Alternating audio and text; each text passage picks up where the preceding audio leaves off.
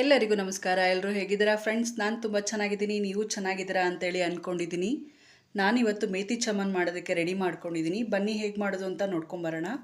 ನಾನಿಲ್ಲೊಂದು ಬಾಣಲಿಗೆ ನೀರು ಕುದಿಯೋದಕ್ಕೆ ಇಟ್ಕೊಂಡಿದ್ದೆ. ಅದಕ್ಕೆ ಅರ್ಧ ಕಟ್ಟು ಮೆಂತ್ಯ ಮತ್ತು ಅರ್ಧ ಕಟ್ಟು ಪಾಲಕ್ ಸೊಪ್ಪನ್ನ ಹಾಕ್ಕೊಂಡು ಬೇಯಿಸ್ಕೊತಾ ಇದ್ದೀನಿ.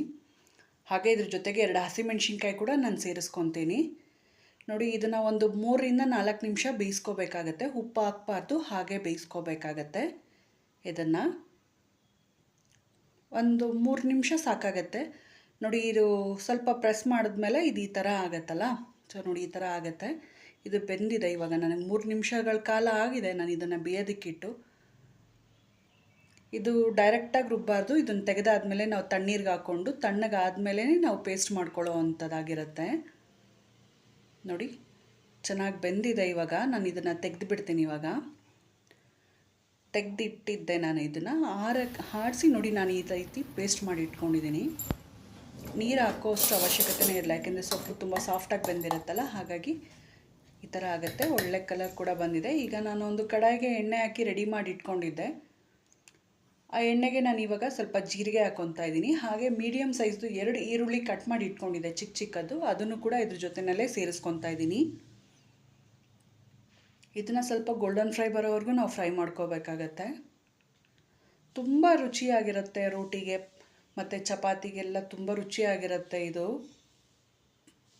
ತುಂಬ ಸಿಂಪಲ್ಲಾಗೆ ಬೇಗನೂ ಮಾಡ್ಕೋಬಹುದು. ಮತ್ತು ನಾವು ಹೊರಗಡೆ ತುಂಬ ಜಾಸ್ತಿ ದುಡ್ಡು ಕೊಟ್ಟು ತೊಗೊಳ್ಲಿಕ್ಕೂ ಆಗೋದಿಲ್ಲ. ಅಂಥ ಸಮಯದಲ್ಲಿ ನಾವು ಮನೆಯಲ್ಲೇ ರುಚಿಯಾಗಿ ಆರೋಗ್ಯಕರವಾಗಿ ಮಾಡ್ಕೋಬೋದು. ನೋಡಿ, ನನಗೆ ಇಷ್ಟು ಫ್ರೈ ಆಗಿದೆ. ಇಷ್ಟು ಸಾಕಾಗುತ್ತೆ. ಇವಾಗ ನೋಡಿ, ನಾನು ಇದಕ್ಕೆ ಇವಾಗ ಶುಂಠಿ ಬೆಳ್ಳುಳ್ಳಿ ಪೇಸ್ಟ್ 1 ಸ್ಪೂನಷ್ಟು ಹಾಕ್ಕೊತಾ ಇದ್ದೀನಿ.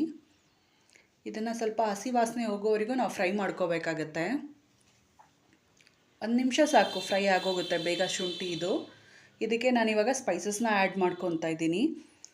ಸ್ವಲ್ಪ ಅರಿಶಿನ, 1 ಸ್ಪೂನಷ್ಟು ಅಚ್ಕಾರದ ಪುಡಿ, ಹಾಗೆ ಅದೇ ಪ್ರಮಾಣದಲ್ಲೇ ಧನಿಯಾ ಪೌಡರ್ ಹಾಕ್ಕೊತಾ ಇದ್ದೀನಿ. ಮತ್ತು ಅರ್ಧ ಟೀ ಸ್ಪೂನಷ್ಟು ನಾನು ಗರಂ ಮಸಾಲ ಹಾಕ್ಕೊತಾ ಇದ್ದೀನಿ. ಮತ್ತು ರುಚಿಗೆ ತಕ್ಕಷ್ಟು ಉಪ್ಪು. ಇಷ್ಟನ್ನು ಮಿಕ್ಸ್ ಮಾಡ್ಕೊಳ್ಳೋಣ. ಈಗ ಸ್ಪೈಸಸ್ ಎಲ್ಲ ಮಿಕ್ಸ್ ಆಗಲಿ, 1 ನಿಮಿಷ ಅದು ಫ್ರೈ ಆಗಲಿ ಎಣ್ಣೆಯಲ್ಲಿ. ಚೆನ್ನಾಗಿ ಅನಿಸುತ್ತೆ, ಖಾರನೂ ಇರೋದಿಲ್ಲ ಅವಾಗ. ಇವಾಗ ರುಬ್ಬಿರೋ ಅಂಥ ಪೇಸ್ಟ್ ಇದೆಯಲ್ಲ, ಅದನ್ನು ಇದ್ರ ಜೊತೆಯಲ್ಲಿ ನಾನು ಇವಾಗ ಸೇರಿಸ್ಕೊತಾ ಇದ್ದೀನಿ. ಆದಷ್ಟು ಗಟ್ಟಿಯಾಗೇ ಇದ್ದರೆ ಇದು ಚೆನ್ನಾಗಿರುತ್ತೆ. ತುಂಬ ನೀರು ಮಾಡೋಕ್ಕೆ ಹೋಗಬಾರ್ದು. ನೋಡಿ, ಈಗ ಇದು ಹಾಕಿರೋದ್ರನ್ನೆಲ್ಲ ಮಿಕ್ಸ್ ಮಾಡ್ಕೊಳ್ಳೋಣ. ಹಾಗೆ ಜಾರ್ ತೊಳೆದಿದ್ದ ನೀರು ಕೂಡ ಇದಕ್ಕೆ ಸೇರಿಸ್ಕೊತೀನಿ ನಾನು. ಸ್ವಲ್ಪ ತುಂಬ ಅಲ್ಲ, ಒಂದು 1/4 ಅರ್ಧ ಲೋಟ ಅಷ್ಟು ನೀರು ಹಾಕ್ಕೊಂಡ್ರೆ ಸಾಕಾಗುತ್ತೆ. ನೋಡಿ, ಇದನ್ನಿಷ್ಟನ್ನು ಮಿಕ್ಸ್ ಮಾಡಿಕೊಂಡು ಇದನ್ನು ಹಾಕಿದಾಗ ಸ್ಟವ್ ಸಿಮ್ಮಲ್ಲಿ ಇರಬೇಕು.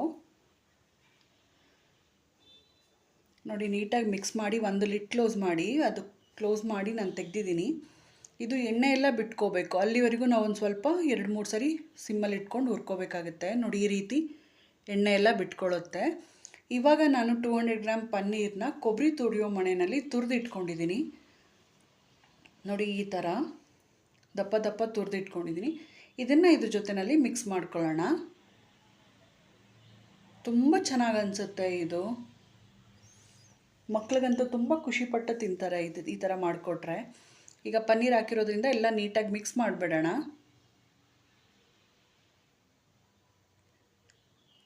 ನೋಡಿ, ಒಂದು ಕಡೆಯಿಂದ ನೀಟಾಗಿ ಮಿಕ್ಸ್ ಮಾಡೋಣ. ಚೆನ್ನಾಗಿ ಅನಿಸುತ್ತೆ ಇದು. ಒಳ್ಳೆ ಘಮನೂ ಬರುತ್ತೆ. ತುಂಬ ಸಿಂಪಲ್ಲಾಗಿ ಮಾಡ್ಕೊಳ್ಳೋ ಅಂಥದ್ದು ಫ್ರೆಂಡ್ಸ್. ಬೇಗನೂ ಮಾಡ್ಕೋಬಹುದು ಇದನ್ನು.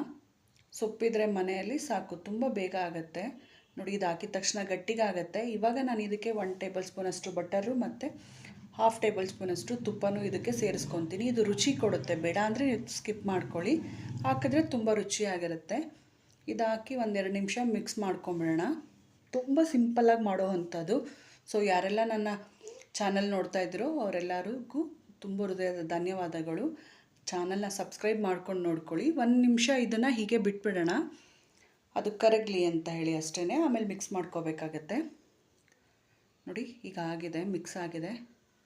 ಸೊ ನೀವು ಒಂದ್ಸರಿ ಟ್ರೈ ಮಾಡಿ ಮನೇಲಿ ಫ್ರೆಂಡ್ಸ್.